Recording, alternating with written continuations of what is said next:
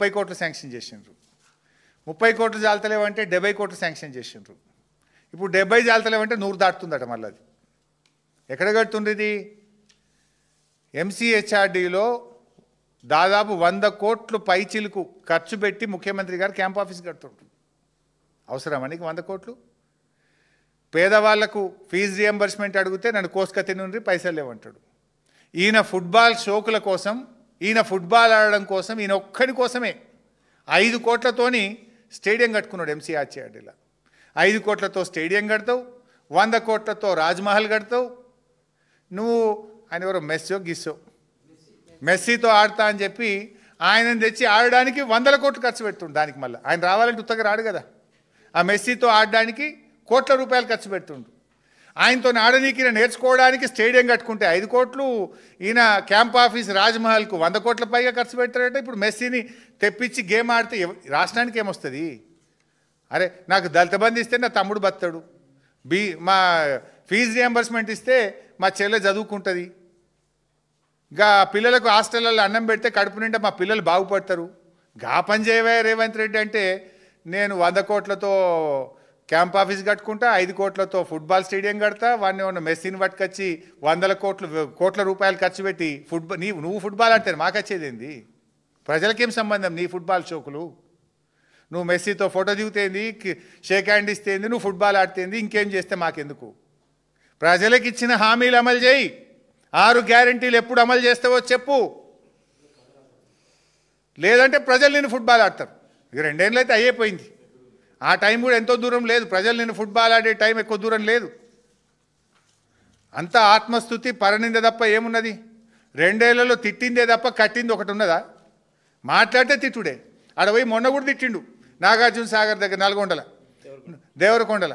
తిట్టుడే తప్ప నువ్వు కట్టింది ఏమున్నదా? కూలగొట్టుడు తప్ప, ఎస్ఎల్బీసీ కూలగొట్టుడు తప్ప నువ్వు కట్టింది ఏమున్నది?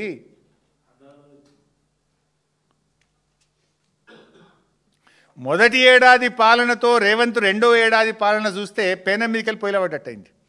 మొదటి ఏడాది పేనం మీద పడ్డది, 2వ ఏడాదికి అయితే పొయ్యిల పడ్డట్టు అయిపోయింది. ఇక 3వ ఏడాదికి ఏమవుతుందో నాకు తెలియదు. ఇక చూడాలి.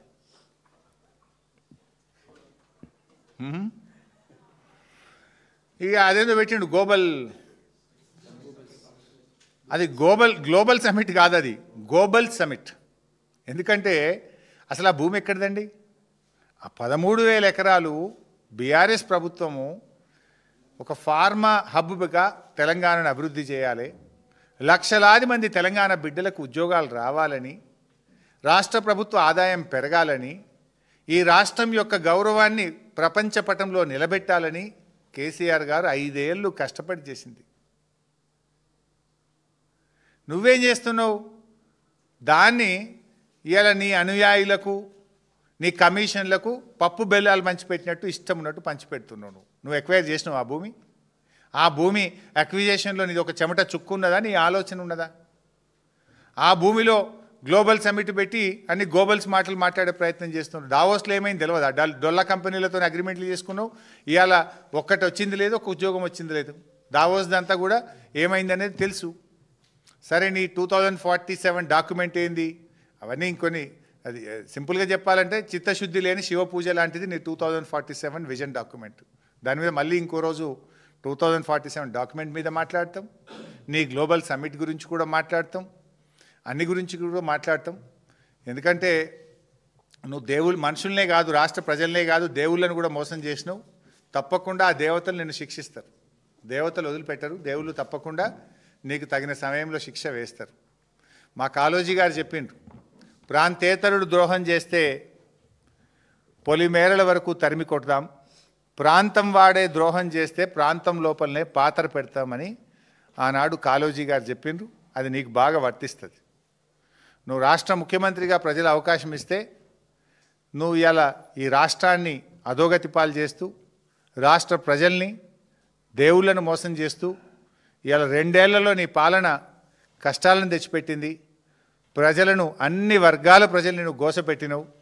తప్పకుండా ప్రజలు నీకు తగిన గుణపాఠం చెప్పే రోజు దగ్గరలోనే ఉంది. ఇది ఇప్పుడే వచ్చి దొరికింది, ఇప్పటిదాకా దొరకపోయాను. ట్వీట్, రేవంత్ రెడ్డి పెట్టిన ట్వీట్ ఏమంటాడు? ఆడబిడ్డల ఆకాంక్షలకు మద్దతు ఇచ్చి అదానీ అంబానీ లెక్క వ్యాపారంలో నిలిపిండట. ఒక్క మెగావాట్ అన్న సోలార్ పవర్ అయిందా ఈ రాష్ట్రం లెక్కనన్నా? 1,00,000 కోట్ల వడ్డీ లేని రుణం ఇచ్చినవా? ఉల్టా మహాలక్ష్మి ఎగ్గొట్టినవు. మిస్ ఇంగ్లాండ్ను పంపించి రాష్ట్ర మహిళలు తలదించుకునేలా చేసినావు. నువ్వు బతుకమ్మ చీరలు ఎగ్గొట్టినవు, కేసీఆర్ కిట్ ఎగ్గొట్టినవు, న్యూట్రిషన్ కిట్ బంద్ పెట్టినవు. నువ్వు మహిళలను ఏమో చేసినా ట్వీట్ పెట్టబడుతుంది. చదువుకో ఒకసారి. ట్వీట్ ఎవడన్నా రాసిస్తే అది పెట్టేటప్పుడు చదువుకోవాలి కదా రేవంత్ రెడ్డి. చదువుకోకుండా అది యాజ్ టీజ్ పెడితే నవ్వుల పాలు కావా? ఈ చదువుకున్న మహిళలు ఏమనుకుంటారు? నీ పరువు బోదా? చదువు నువ్వు ఫస్ట్. ఇది కొంచెం నిజమా కాదా, ఏదన్నా అబద్ధమాడిని అతికెట్టని ఉండాలి, నిజానికి దగ్గర ఉండాలి కదా. అదాని ఏమనుకుంటాడు? ఏమో నా ఇజ్జత్ తీసింది అనుకుంటాడు. మరి అంబానీ కూడా ఫీల్ అవుతాడు మరి చదివితే. ఎందుకంటే ఏం చేయని ఇక మహిళలతో నాతో పోల్చిందని అట్లా వాళ్ళు ఫీల్ అవుతారు, వీళ్ళు ఫీల్ అవుతారు. Thank you.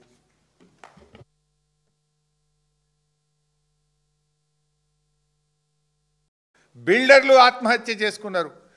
ఇవాళ చివరికి బీసీ రిజర్వేషన్ ఇవ్వక బీసీలను మోసం చేస్తే ఒక బీసీ యువకుడు కూడా ఆత్మహత్య చేసుకునే పరిస్థితి తెచ్చినావు నువ్వు.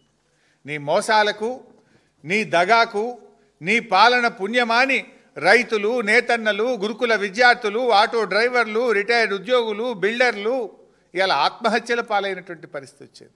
అసలు రోడ్డెక్కని వాళ్ళు ఎవరున్నారు? నీ పాలనలో జనరల్ ఏముండాలి? పాలన 3 పువ్వులు 6 కాయలుగా కొనసాగాలనుకుంటారు. రేవంత్ పాలనలో 3 ధర్నాలు 6 అరెస్టులుగా జరుగుతూ ఉంది. ధర్నాలు చేయని వాళ్ళు ఉన్నారా? రోడ్డెక్కని వర్గం ఉందా అని అడుగుతున్నా. అరే చరిత్రలో ఎప్పుడు లేని విధంగా యూరియా కోసం రైతులను పండుగ పూట రోడ్ల మీద నిలబెట్టినావు కదా. వర్షంలో తడుచుకుంటూ